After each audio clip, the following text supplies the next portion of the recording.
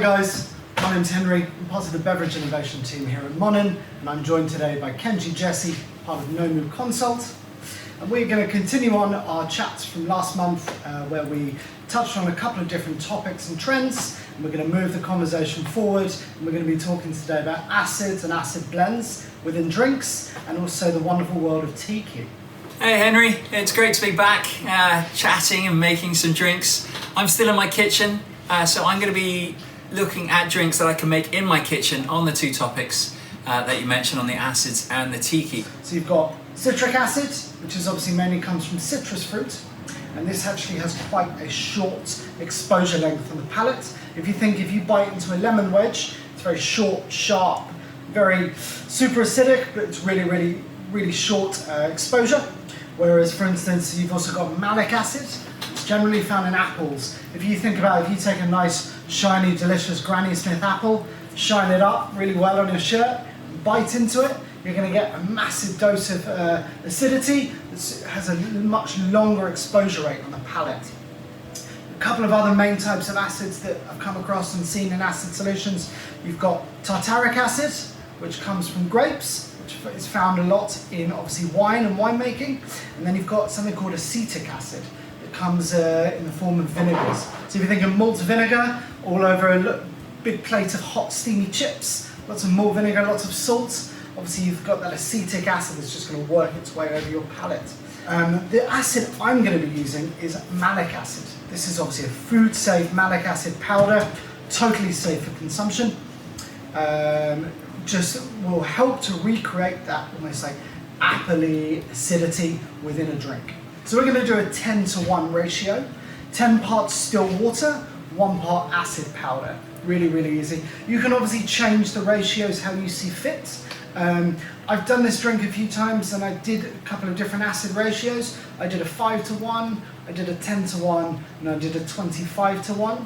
I find that the 10:1 just perfect for this. Just brings all those flavors together and really lifts them. Okay? We're going to just measure out just 1 gram of acid powder. Perfect. And we're going to top that with just 10 mils of water. Simple as that. So 1 gram to 10 mils. Correct. Easy as that. And then we're just going to give that a little stir just to combine that all together. Just make sure that acid dissolves.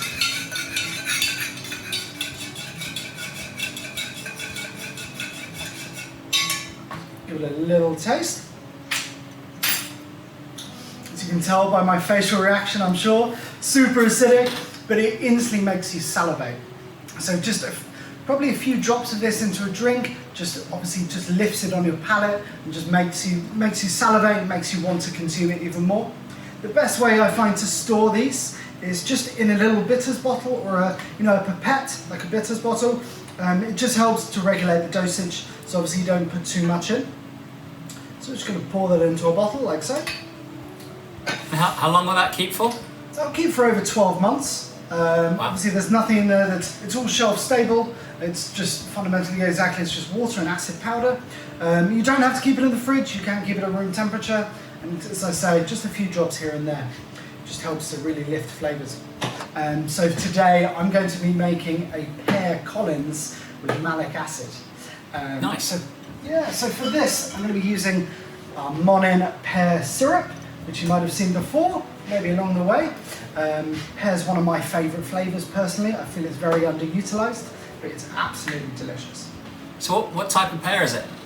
So this is actually based on conference pears, which are the main ones you probably see in your supermarkets or local greengrocers. I've actually got one here. The traditional pear shape as such. A little bit juicy, a little bit crunchy, delicious all the same. So Henry, I have to ask, because it's become a thing between us, for random facts. What random fact have you got about pears? So, in fact, Kenji, for you today, I have a pair of facts, if you will. You're welcome.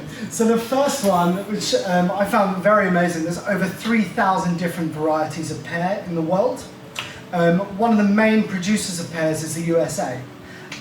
They produce over 32% of pears that are consumed globally, and all of these pears are hand-picked not one is picked by machine. That blew me away when I read that fact. So it's like, they're all hand-picked. This drink is called a Pearlescent Whisper. It's just for you. You were very welcome. Fantastic. So, let's get on with it. So for this, we're going to be taking some fresh lemon juice.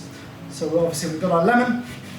Just going to cut both ends off. We're just going to use our Mexican elbow like we did last time with the limes. We're going to be using lemon. So, we're going to be taking 20 mils of fresh lemon juice.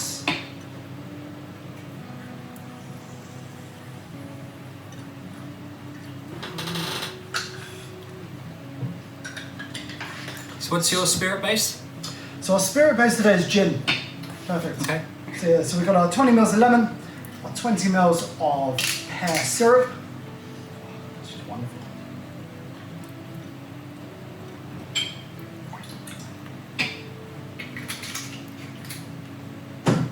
And we're going to be using 40 mils of a London dry gin. I'm going to use Bombay today, but any gin will do. This can even be made with flavoured gins as well. Obviously pink gins as well. It's a very large thing on the market these days. I actually tried this drink with Bombay's release of their Bramble, which is a raspberry and blackberry gin. It works Nice. really, really well with the pear syrup. So in there, once again, just to recap, we've got 1 part lemon, 1 part pear syrup, apologies, and 2 parts gin. Just going to top this with cubed ice and give it a good hard shake.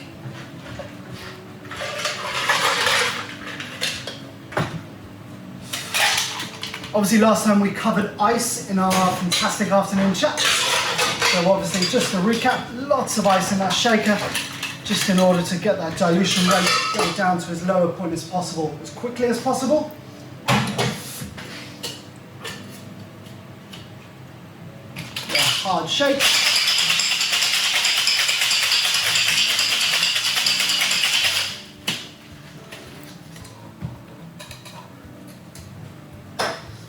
Today I've just got a delicate little looking highball. I'm going to strain that straight in.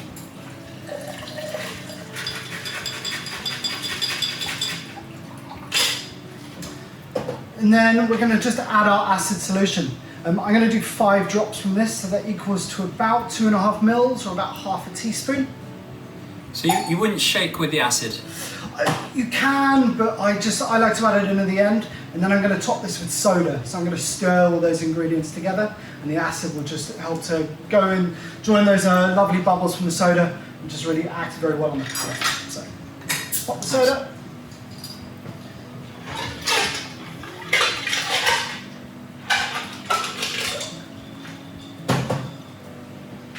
Keep those.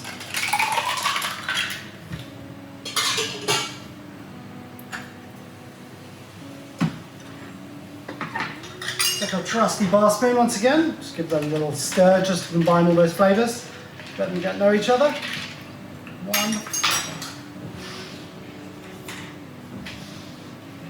1 paper straw. The garnish for today is just going to be really simple. It's just going to be a little pear slice, sliced in half, like so. For that visual. The Pearlescent Whisper. Nice. Enjoy. Perfect. So I'll tell you what, I'm going to give this a cheeky little taste, just to make sure that it's as good as it looks. It's amazing. I have to say, it's amazing. So you basically made a Collins and added 5 drops of your acid solution. Correct. Nice. Just to get that Exactly. complexity, the flavour. And it brings almost like an apple-y flavour to the palate as well, and obviously apple and pear, great flavour combination. It would be a wonderful drink without it, but that just adds just another level to it. Obviously, it's great to be able to go to bars and see bartenders really taking their craft to that next level by using elements of acid. Now, I think consumers might get a little scared because acid itself sounds a bit scary. But obviously, when we're talking about citrus and malic acid, we're talking about flavours within food. And it's great that bartenders can take it and produce drinks that people can't get at home to create that complex and unique ingredients. Obviously, I'm not going to be making any acids here in my house, but I am going to use my Paragon. A Paragon, fantastic luxury cordial. It's got the sweet and the sour, and the sweetness comes from the MONIN magic, but the sour actually comes from gluconic acid, an acid which is naturally found in bees, in the digestive tracts of bees, but it can be made outside, so you don't actually need to harm any animals to get the gluconic acid. But as far as I'm aware, it's the only gluconic acid drink out there, and it really has quite a unique mouthfeel and flavour. Obviously, so that's the sweet and sour. In each of the Paragons has a unique single botanical flavour. Now, botanical for the first range is the peppers.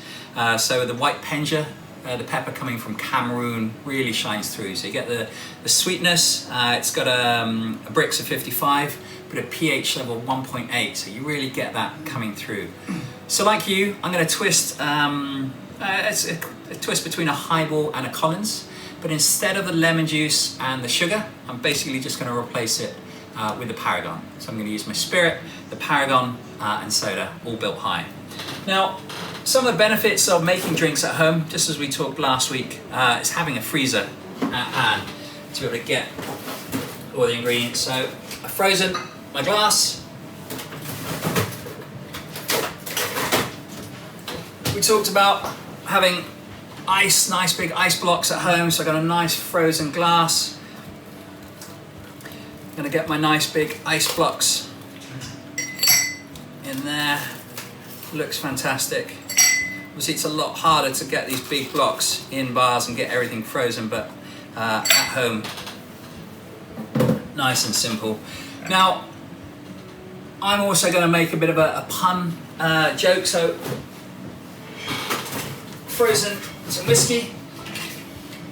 I got some Johnny Walker White Walker, and I'm using the white Penja for the Paragon, so it's going to be all white on the night. Perfect. It's perfect. I love it. So once again, I'm going to try and use as little equipment as possible for my home element. So I'm going to use a double measure of my White Walker. I'm going to use just under a single measure of my Paragon White Penja. And I'm going to top up with my soda stream, which I made it earlier. Another 2 parts in there. Pour it down the side. Get my element. As I said, the only tool that I'm using really here is my bar spoon.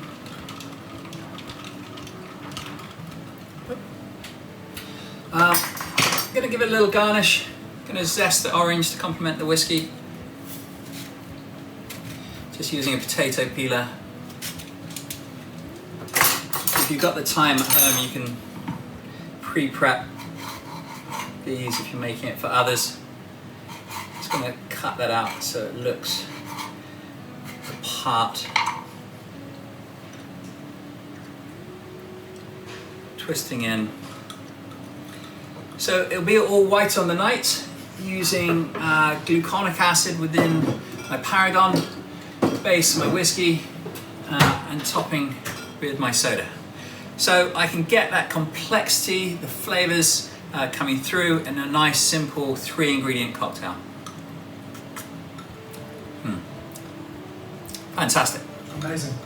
Cheers, Henry. Cheers, buddy. Chin chin.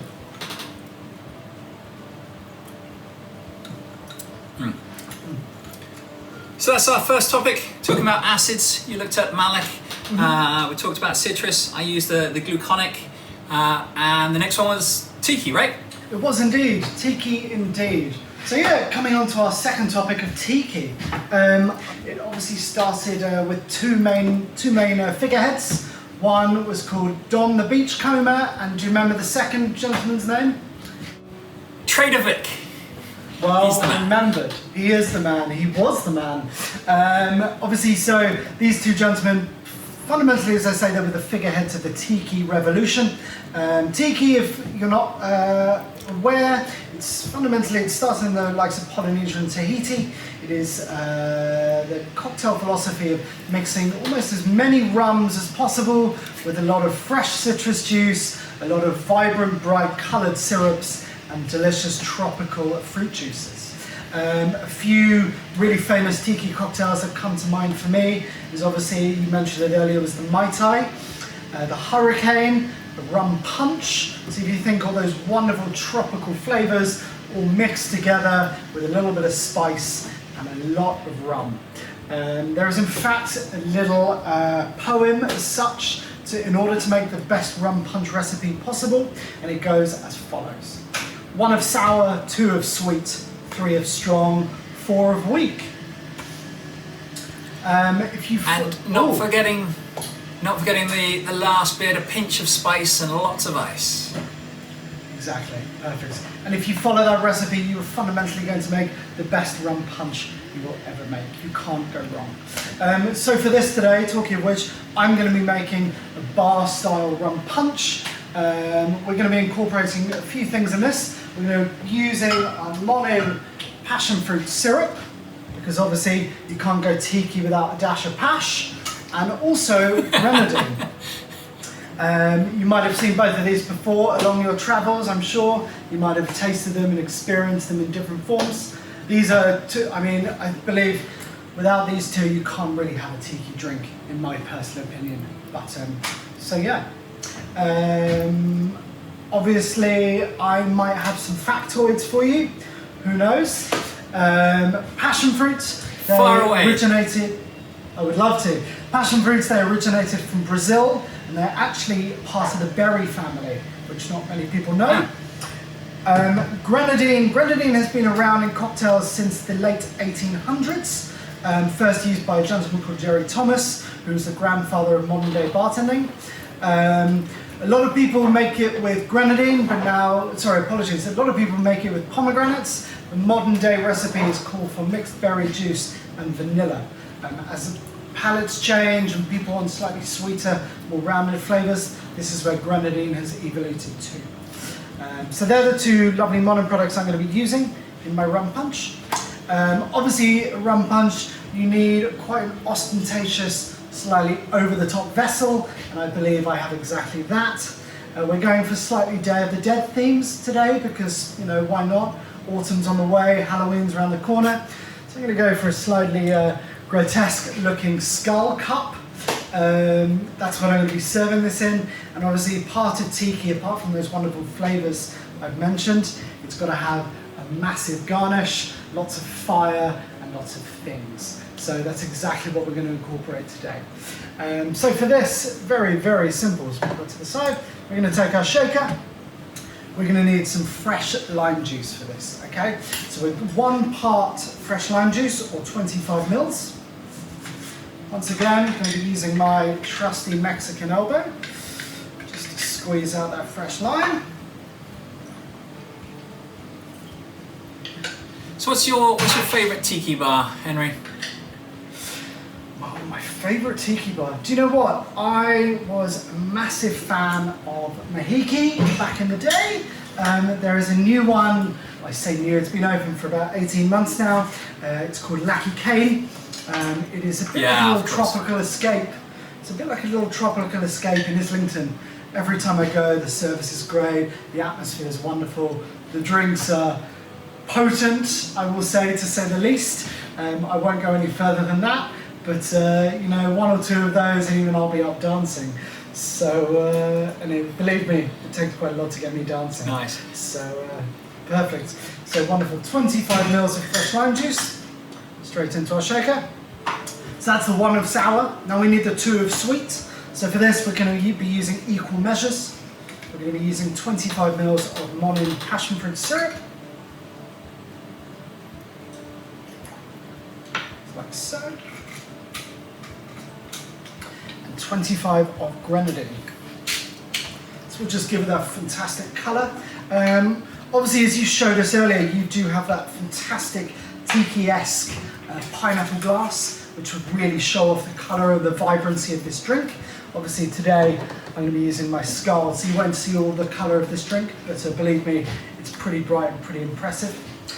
So you've got the 1 of sour, 2 of sweet, you obviously need the 3 strong. So for this we're going to be using a mixture of 3 different rums. We're going to be using a white rum, a a spiced rum, and I'm going to go for a coconut rum, which is a little bit different, but I think with those tropical tiki flavors, it's going to work really well together. So it's just 25 mils of each. Really simple measures as well.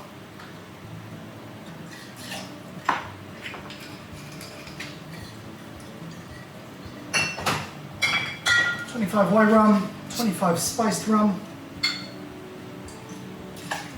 I do feel that spice is a big part of tiki. It does need, you see, all the deep, dark flavors of the rum, but then the spice needs to come through as well.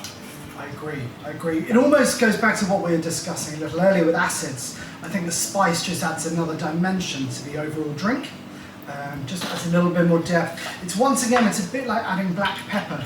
You know, when you add a little bit of black pepper to cooking, it just gives it a bit more depth and a bit more flavour. It just elongates those flavours as well.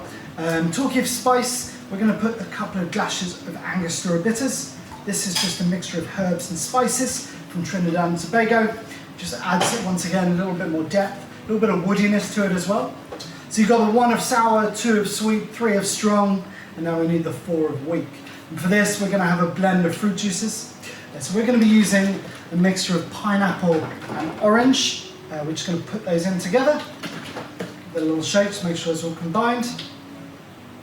It's going to be 100 mils altogether, equal parts once again. So we're going to do 50 mils of pineapple. 50 mils of orange.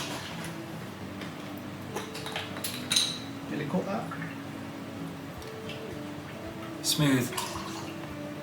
Nearly. I don't think anyone will notice. Then we're going to fill our shaker up with cubed ice. Because obviously you need lots of ice, as you say.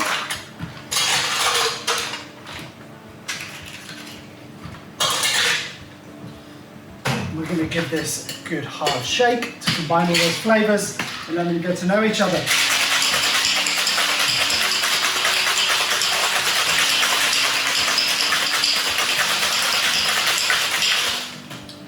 Even the smells coming out of this shaker, I feel as though I'm on a holiday. It's as close to the holidays as I'm going to get this year, but you know what? It's not a bad place to be. So we're going to, hopefully you'll be able to see on the camera just the vibrant colour of this wonderful drink as it pours. Wow. Fantastic orange and red tones. Over there. Top that with cubed ice. Like so. And apart from obviously the big flavours, the big bold flavour combinations that are going into this drink, we need a big garnish and a lot of theatre.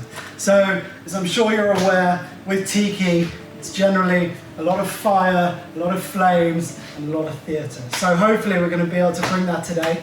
So we're going to take the top of our pineapple, we're going to cut it just underneath the leaves, just so you've got a little bit of that base. Just trim that very slightly.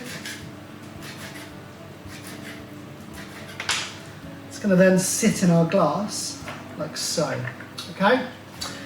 It's not over yet, we're getting there. So we need a couple of other things. We're going to need some cinnamon powder, because obviously that flames fantastically well, and also some beetroot powder. I found out recently that beetroot flames exceptionally well, and you're going to need a blowtorch.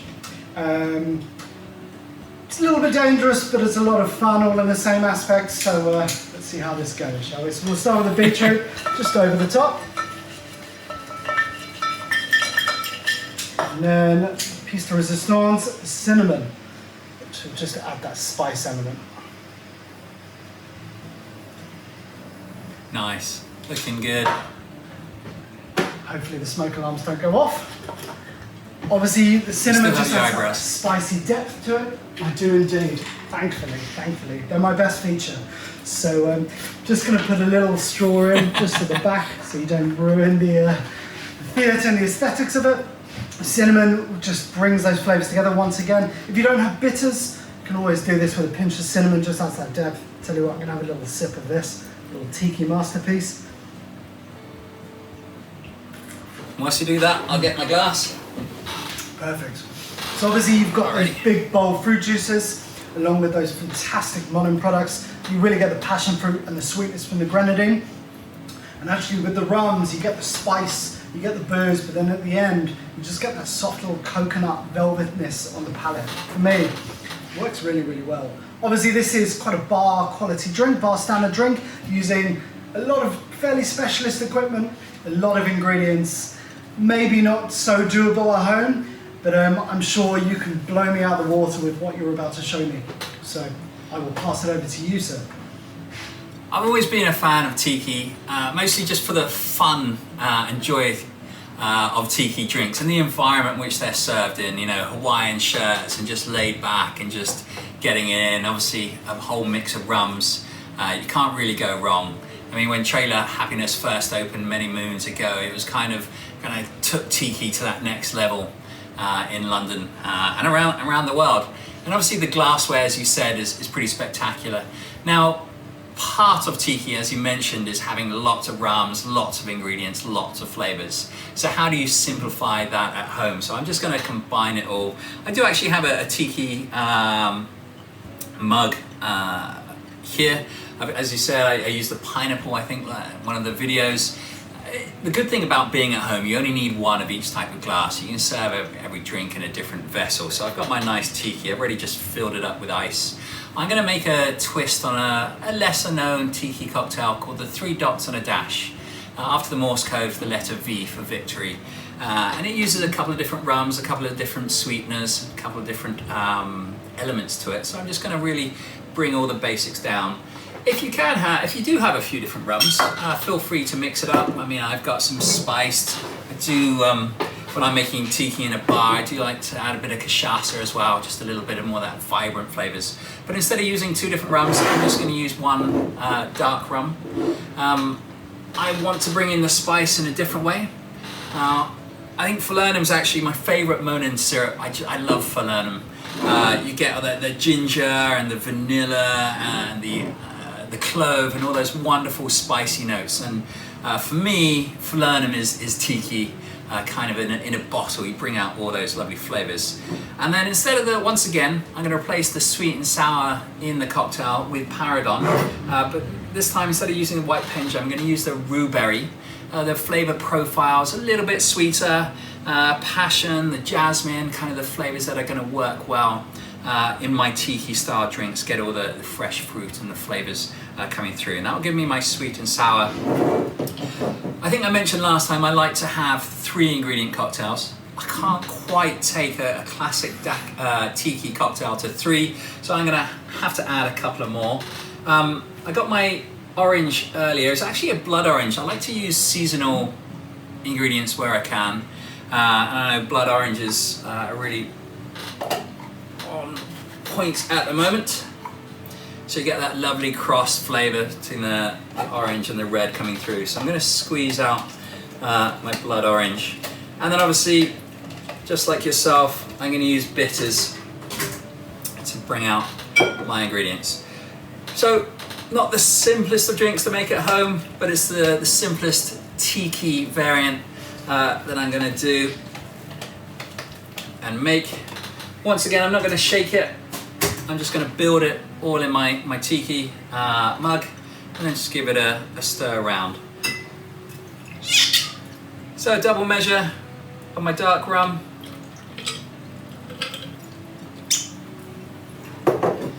One measure of my Paragon Rue Berry. It gives me the complexity. Actually just under 1 measure, because I'm also going to add about 15 ml, quarter measure. Falernum. It's amazing. Got a fact for me? I do indeed, actually. Here you are. So, falernum originated in the Caribbean back in the 18th century. It's fairly similar to another Tiki ingredient called orgeat, or almond syrup. But obviously, as you mentioned earlier, you've got the mixture of the nuts, you've got the mixture of the cloves, the cinnamon, the spices. It just adds so much depth into drinks for me.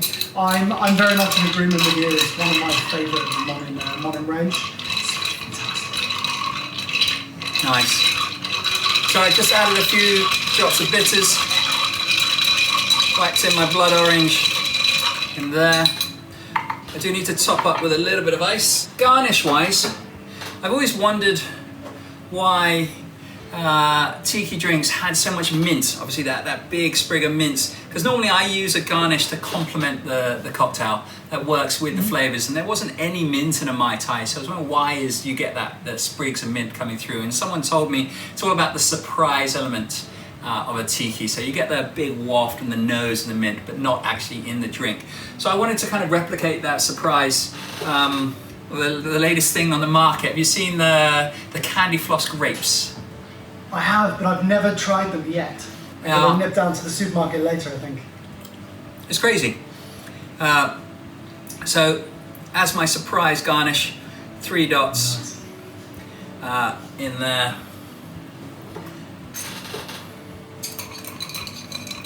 Nice straw.